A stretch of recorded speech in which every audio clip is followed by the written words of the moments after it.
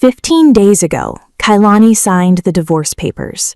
And when people found out why, nobody knew what to say. It wasn't another man, it wasn't money, it wasn't years of slow, quiet drifting apart the way most marriages end. She left her husband for her dogs, two 100-pound named Zeus and Luna. And before you say anything, just wait, because by the end of this story, every single one of you is going to understand exactly why she made that choice, and most of you are going to agree with her. This is Kailani's story, and it starts on a train. Kailani Nakamura was 27 years old, a graphic designer living in Seattle, Washington. She had a small apartment on the third floor of a building that allowed large dogs, which was the only reason she'd chosen it, because Kailani had Zeus and Luna went everywhere she went, non-negotiable, always had been. Zeus was 112 pounds of pure muscle, jet black with the kind of calm, steady energy that made strangers cross the street and made Kailani feel like nothing in the world could touch her. Luna was 98 pounds, brown and black, the smarter of the two and the bossier, which Zeus had accepted years ago with the patience of someone who just didn't feel like arguing. Together, they took up approximately the entire couch, both armchairs, and whatever floor space was left over after that. Kailani had gotten them as puppies 3 years before any of this happened. She'd been 24, fresh out of a rough breakup, living alone for the first time. Her friends had told her to get a cat. She came home with 2 Rottweiler puppies instead. That was Kailani. She did things her own way. She had a good life in Seattle, steady clients, work she actually liked, Saturday mornings at the dog park, Sunday evenings cooking with Zeus's head on her foot, and Luna stealing pieces of whatever was on the counter the moment Kailani turned her back. It wasn't perfect, but it was hers. Then she got on a train to Portland for a client meeting and met Derek. Here's what you need to know about Derek Walsh before anything else. He was charming. That specific kind of charming that's hard to explain until you're already too deep to see clearly. The kind that makes you feel like you're the only person in the room even when you're on a crowded train at 7:30 in the morning. Kailani had her laptop bag wedged in the overhead rack and was trying to pull it down when Derek appeared beside her, already reaching up. Let me get that. No hesitation, just there. They talked for the entire 2-hour ride. He was funny, he was attentive, he asked questions and actually listened to the answers. By the time they pulled into Portland, Kailani had his number in her phone and a feeling in her chest that she hadn't had in a long time. What she didn't know then is that Derek had seen her at the station before she'd seen him. He'd noticed the photos on her phone screen when she was texting, Zeus and Luna, 2 massive Rottweilers, and Derek, who had learned very early in life how to read people quickly, had filed that information away before he ever said a single word to her. He knew what mattered to her before she ever told him, and he used it. Their relationship lasted 2 years, and for most of those 2 years, it was good, or it felt good, which isn't always the same thing. Derek came to Seattle 3 weeks after the train and never really left. He didn't have his own apartment. He said he was between places since leaving Denver. He said he was looking for work, had some freelance things lined up, just needed a minute to get settled. That minute turned into 2 years. Here's the part that still makes Kailani's stomach tighten when she thinks about it. He was living in her apartment, eating her food, spending her money, and somehow making her feel like she was the lucky one. He had a way of framing everything so that his unemployment was temporary, his contributions were invisible but constant, and her frustration with the situation was actually her being unsupportive. But he was always good with Zeus and Luna, at least in the beginning. He'd take them on runs, he'd sit on the floor with them in the evenings, he'd call them his boys, even though Luna was very much not a boy, which Luna tolerated with visible skepticism. Zeus seemed to genuinely like him. Luna watched him, always slightly apart, head tilted, reading something nobody else was picking up. Kailani noticed that later. She wishes she'd noticed it then. 18 months in, Kailani brought up marriage. She wasn't sure she was ready, but Derek was certain. You and me and Zeus and Luna, that's the whole family. That's everything I need. It was exactly the right thing to say. And he knew it. Kailani told her family, and that's when everything started unraveling. Just very, very slowly. Her parents had done what parents do, asked around, made calls, and what they found out made her mother call Kailani on a Wednesday night and talk for 47 minutes straight. 2 open legal cases, a history of restraining orders filed by former neighbors, an eviction from his parents' home 2 years before he met Kailani after the neighborhood had shown up at his parents' door too many times to count. His own family had put him out. Kailani sat on her kitchen floor while her mother talked, Zeus's head in her lap, Luna pressed against her side, and felt the ground shift underneath her. She didn't break up with him. She told herself her family didn't know him the way she did. She told herself people change. She told herself the legal cases were probably misunderstandings. She told herself a lot of things that she would spend the next year slowly, painfully unlearning. They got married on a Saturday in April. Her parents came, they smiled in the photos, they held it together for her. And after the reception, her mother hugged her for a long time and didn't say anything at all, which said everything. After the wedding, they moved to Denver, Colorado. Fresh start, Derek said. New city. He'd already found a lead on a job. Things were going to be different. Kailani packed up the Seattle apartment with Zeus and Luna helping in the way large dogs always help with moving, which is to say by lying directly in the path of every box she was trying to carry. She laughed about that. She was happy. Or she was trying very hard to be. The first 3 months in Denver were genuinely fine. Derek was different in those early weeks, more motivated, more present. He took Zeus and Luna on long morning runs through Washington Park while Kailani worked. He cooked dinner twice a week. He was the person she'd fallen in love with on that train, and she let herself believe the move had done something real. But here's what nobody tells you about people who are very good at being charming when they need to be. They can sustain it, for a while, until the pressure drops, until the thing they were performing for stops being necessary. The job lead didn't pan out. Derek started sleeping in. The morning runs with Zeus and Luna stopped. Kailani's savings, which she'd been quietly watching like a slow leak in a tire, started draining faster. She brought it up once, carefully. Derek said, "I hear you. Give me 2 more weeks." She gave him 2 more weeks, then 4, then 6. And somewhere in that stretch of time, Derek changed. It didn't happen all at once. That's the part that's hardest to explain to people who haven't lived it. It was gradual, like a temperature drop you don't notice until you're already cold. He started getting irritable, then sharp, then something closer to mean, but just barely, just enough that Kailani kept second-guessing herself. Was that a threat or just frustration? Was that cruel or just careless? And then he started taking it out on Zeus and Luna. A door closed too hard when they were in the way, a shove with his foot that he called moving them, a voice that had gone from calm to something with an edge underneath it that made both dogs go quiet and still in a way Kailani had never seen before. Luna stopped approaching him, just stopped. One day she was there, the next she wasn't. She'd leave the room when he entered and go find Kailani and press herself against her leg. Zeus started sleeping outside their bedroom door instead of in it. Kailani noticed. She didn't want to believe what she was noticing.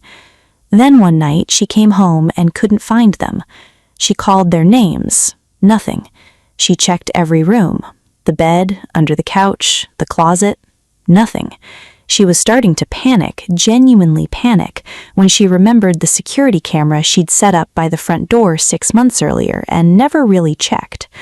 She pulled up the footage, and she sat there for a long time after watching it. Derek, that afternoon, drunk, stumbling through the living room, Zeus and Luna trying to get around him, and Derek cornering Luna against the wall and hitting her with a closed fist, while Zeus lunged and got shoved hard into the doorframe.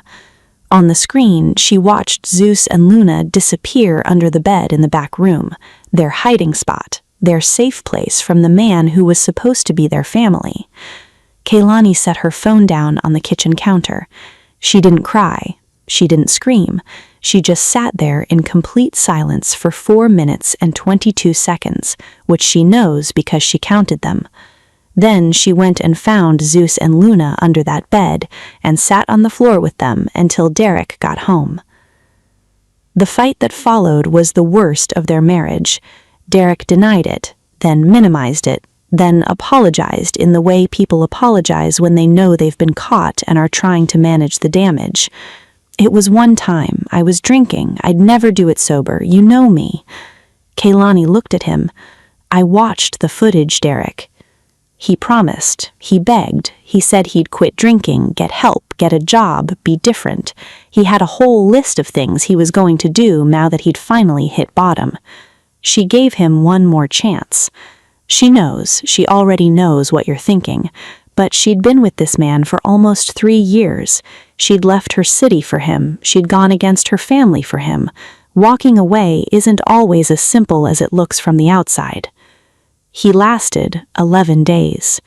11 days of being sober, of trying, of being that person on the train again, and then his first paycheck hit from the temp job he'd found by that Friday night, and he was drunk again, and Zeus and Luna were under the bed again, and Kailani was sitting in the kitchen at 1:34 in the morning doing math she'd been avoiding for months. If he did this to her dogs while she was home, what would he do when she wasn't?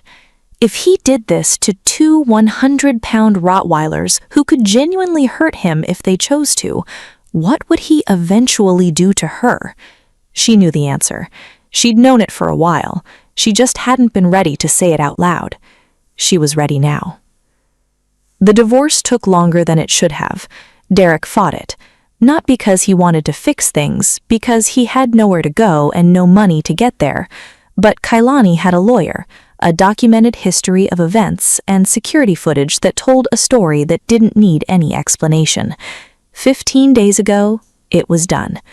She'd already found a place in Austin, Texas. New city, fresh start for real this time. She'd taken a full-time remote position that paid enough to cover rent and expenses with room left over. She'd made the drive from Denver to Austin with Zeus taking up the entire back seat and Luna riding shotgun with her chin on Kailani's shoulder for 11 straight hours.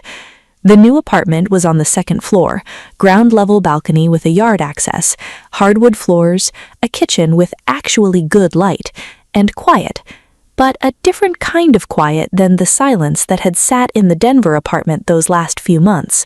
This quiet felt like something settling, like the exhale after a very long time of holding your breath. Zeus discovered the bedroom closet on the first night and claimed the entire bottom shelf for himself, which fit him if he folded his paws just right. Luna found a patch of sunlight in the living room that moved across the floor throughout the day and spent most of her time rearranging herself to stay in it. Kailani sat on her new kitchen floor that first evening with both of them pressed against her sides and thought about everything her mother had said on that Wednesday night phone call 3 years ago. She didn't call her. Not yet. She wasn't ready for that conversation. But she thought about it. Here's what people don't tell you about starting over at 27 with 2 Rottweilers in a city where you don't know anyone. It's quiet, and the quiet is both the hardest thing and the best thing at exactly the same time. Kailani had spent 9 months trying to hold a marriage together that had been built on a foundation she didn't fully see until it was already cracking under her feet. She'd spent months managing someone else's moods, someone else's excuses, someone else's slow destruction of the life she'd built. She'd spent months being worried and exhausted and quietly scared in a way she hadn't let herself fully name. Now she just had to worry about herself and Zeus and Luna, which honestly felt manageable for the first time in a long time. Zeus had a thing about her work schedule, Every morning at exactly 8:47, not 8:45, not 8:50, specifically 8:47, he'd walk to her desk, place his chin on the edge of it, and look at her. Not asking for food, not asking to go out, just checking in, making sure she was there, making sure she was okay. She'd reach over without looking up from her screen, scratch behind his ear, and he'd go lie down again. Every single morning, like a clockwork, like a job. Luna, for her part, had decided that any package delivered to the door needed to be personally investigated, and the investigation needed to include standing between the door and Kailani until she'd done a full assessment. The FedEx driver had started texting before he knocked. The neighborhood in Austin was good. Friendly people, a park 2 blocks over, a coffee shop on the corner where the owner had met Zeus and Luna on day 3 and told Kailani they were welcome on the patio any time. But it was also a neighborhood with problems. Austin was growing fast. Some blocks were still catching up. Her neighbor across the hall, a woman named Diane, mentioned one evening that there'd been a car broken into on the street and someone's mailbox package stolen. "You're lucky you've got those two," Diane said, nodding at Zeus and Luna sitting in the doorway behind Kailani like 2 very large, very calm bouncers. Kailani smiled. "I really am." She'd been in Austin 9 days when it happened. She'd gone to bed earlier than usual, exhausted from a long deadline. Zeus and Luna were in their spots, Zeus claiming the closet floor, Luna curled at the foot of the bed. At 2:49 in the morning, Zeus started barking. Not the sound he made when a car alarm went off on the street, not the sound he made when the neighbors came home late. This was different. Lower, more serious, the kind of sound that moves through walls and wakes you up before you fully understood why. Kailani was sitting upright before she knew she'd moved. Luna was already at the bedroom door, standing, still, ears forward. Zeus was in the hallway, facing the front door, every muscle in his 112-pound body locked and completely motionless except for that sound coming from his chest. Kailani grabbed her phone, checked the security camera she'd installed on day 1 because she'd learned that lesson in Denver. She was not going to live somewhere without eyes on her front door again. On the screen, a figure in the stairwell, standing just outside her door, testing the handle, slowly, quietly, the way someone does when they're trying to see if they've found an easy target. Kailani dialed 911, kept her voice low, gave the address, stayed on the line. Zeus barked once more, full volume, the kind of sound that fills an entire hallway. On the camera screen, the figure stopped, looked at the door, and then they were gone. Down the stairwell, fast. Police arrived in 6 minutes, found the stairwell camera from the building had caught him on 3 other floors that same night. Her door was the only one he'd stopped at and walked away from. The responding officer stood in Kailani's doorway, looking at Zeus and Luna sitting behind her. "Ma'am," he said, "those 2 probably just saved you a very bad night." Kailani looked back at Zeus and Luna. Zeus was already settling back down. Luna was watching the officer with the calm, steady focus of someone who had done her job and was now filing it away as completed. After the officer left, Kailani sat down on the kitchen floor, the same way she'd sat on the kitchen floor in Denver, watching that security footage, but this time, completely different feeling. Zeus came over and pressed his enormous head into her chest. Luna lay down across her legs.